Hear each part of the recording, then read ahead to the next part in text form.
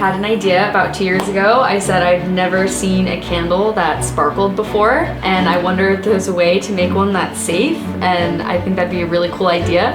I tried it out, I made a video, I posted it on TikTok, it went viral, and now I have a candle business.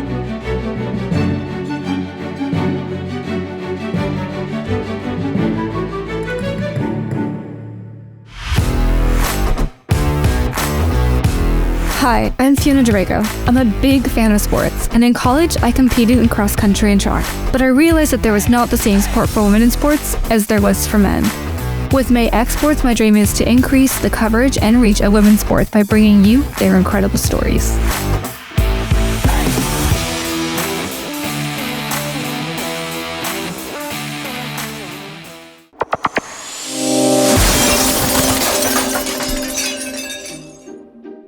Hi, welcome to MAE X SPORTS. Today I have Natalie with me, and we are going to be going over her candle business, Baroque Candles, an example of the finished product that we will be making today.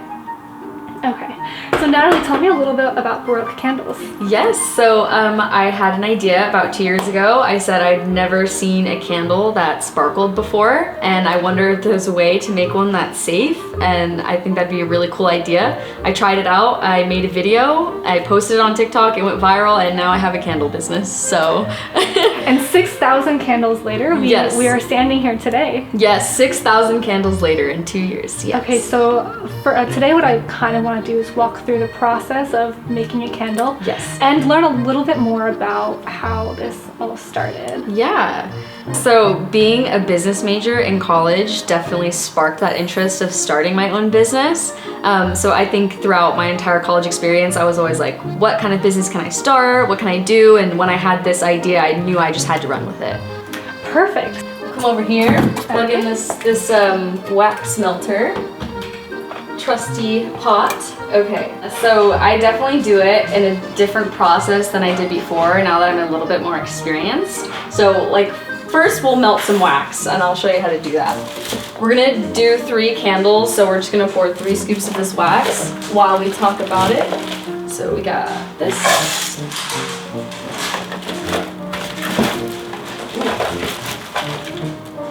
I don't know where spot candles are made from. This is not it. Really? Yeah. That's so funny. Yeah, it's definitely an interesting process. At first, when my business went viral and we were making all these candles, I was using this other method. It's called like the double broiler method. Okay. Where you take like a pitcher and you put it in on a stove in a hot pot of water.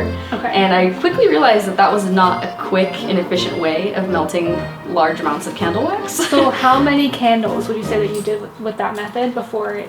Oh yeah, I probably did like 100, but that 100 took me like 2 days. Wow. It was an extensive process, and then I had to look more into it and realize that this was a way better method. And so now if you were to make those same 100, how long would it? Oh man, it would probably take me a day. Okay. Yeah. Wow, that's a big improvement. Yeah, definitely.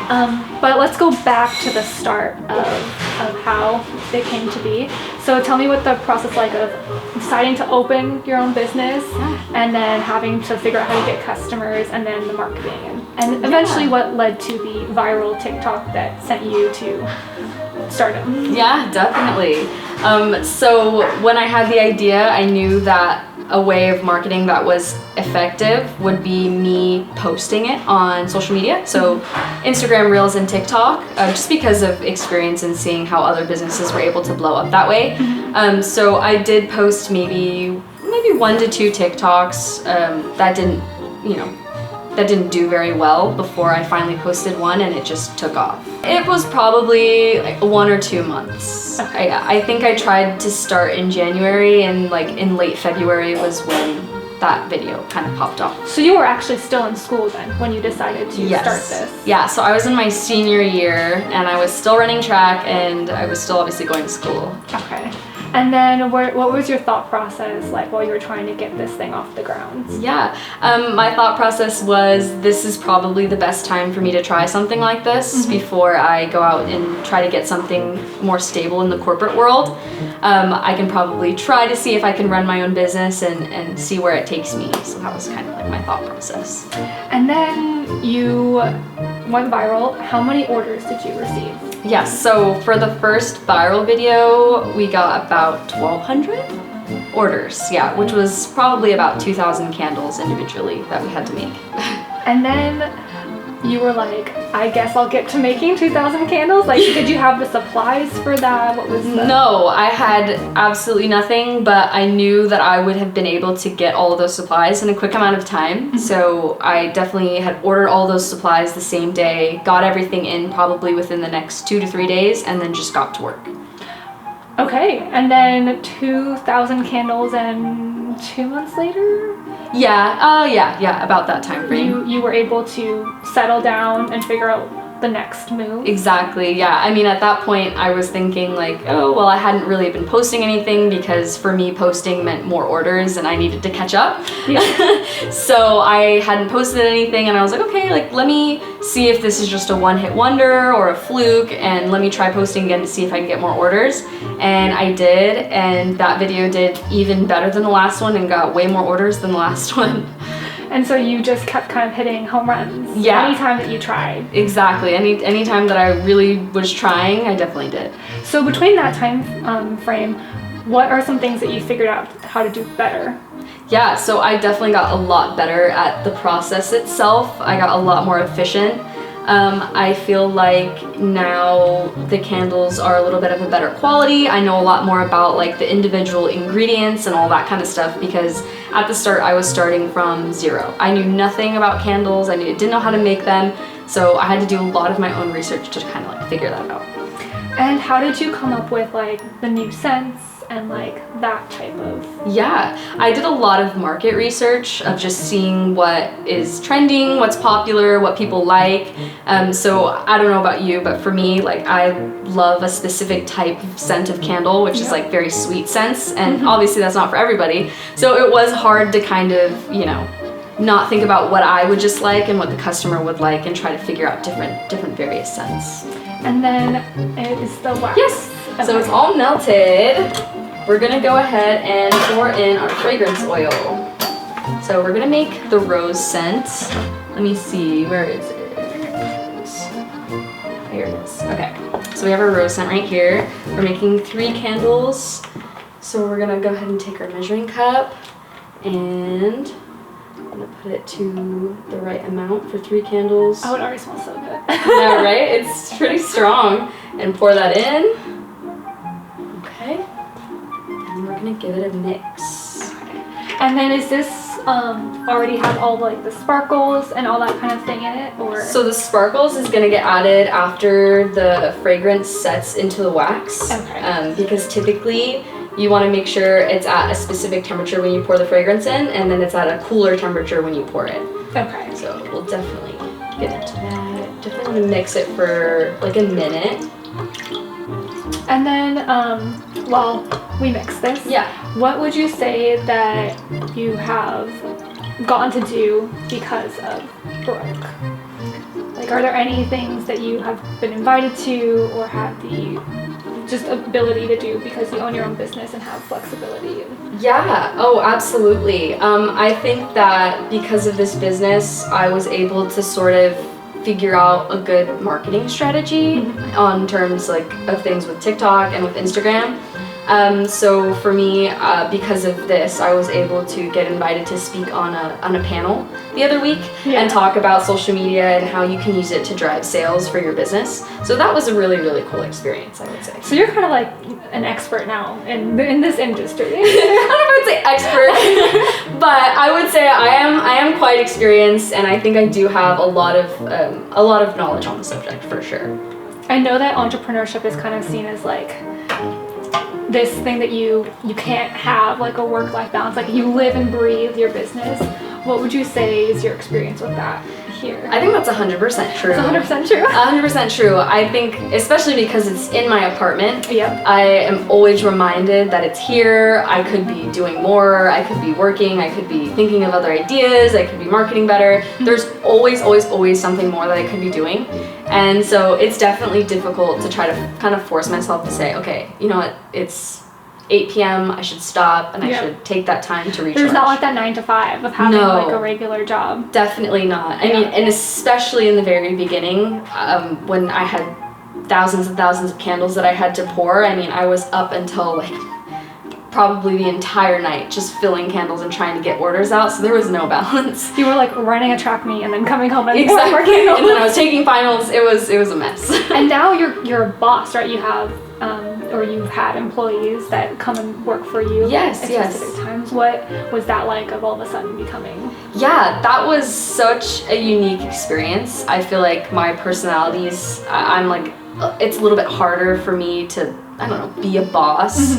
So it was definitely figuring out how to navigate that with like an employee-boss relationship. Yeah. I was lucky that the people that I hired were people that were just super easy to work with, super awesome, and were just willing to do whatever it took. So it was a learning process for sure. I see the glitter is The out. glitter is out. Glitter is out. Okay, so we're gonna go ahead and pour this into our funnel because it makes it easier to pour.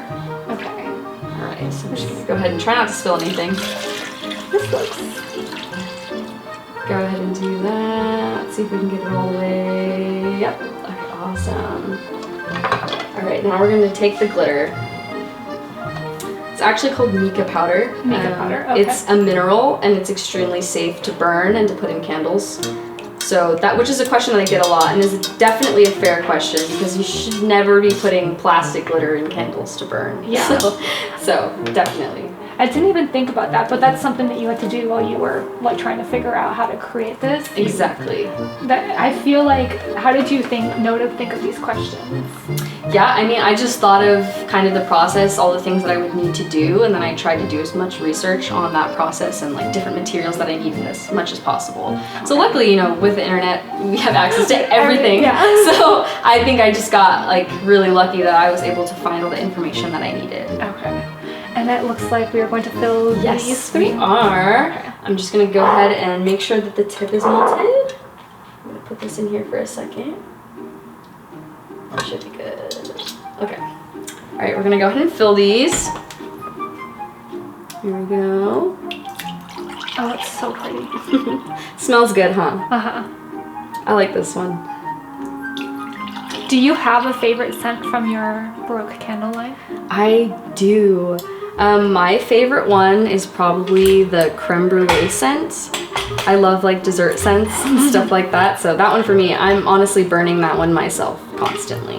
And that one, is that a newer scent to your store? That is a newer scent, yes. So I came out with that one during the winter and I've kind of just kept that on instead of keeping it like as a holiday seasonal scent because I just love it so much.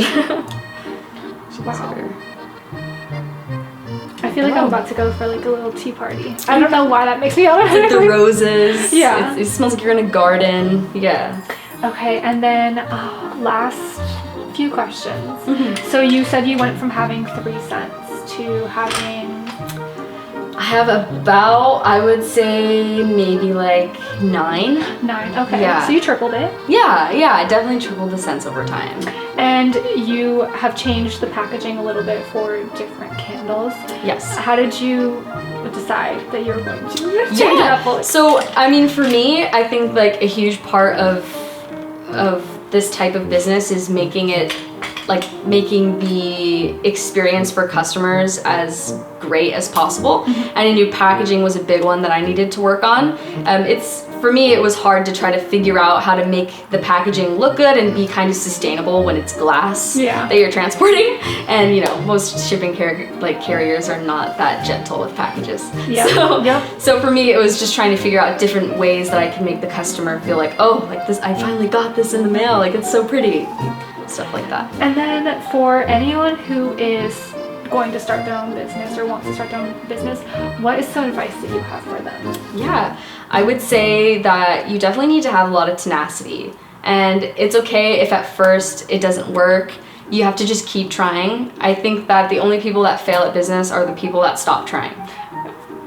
And then I guess the actual last question. What is next for Baroque Candles and where do you hope to go with this? Yes, I would love to take this company far. Automating the process or getting people in here to help me manufacture the candles is the next step, so that I can work more on the marketing and that kind of back end work. But that's where I'm hoping to go. Okay, so 6,000 candles down and infinite number more to go. Yes, definitely. Well, thank you so much for joining me today Thank you. and teaching me how to make a candle. Of course. Would you like to point out the finished product of what this specific one would look like? Yes. Let me see. I can hold this. It's so pretty. This is the new one, the matcha one. Yeah. Is this an exclusive look? Is this already out? Yes. Okay. Yes, it is finally out. So where can people find you and support you? Yeah, so you can find me on any social media channel at Baroque Candle Co or my website, baroquecandleco.com. So thank you so much for joining us today, Natalie. Of course, thank you so much for having me. I loved learning all about your company, Baroque Candles, as well as your time at UCI on the track and field team. This has been MAE X Sports, and we hope to see you again soon.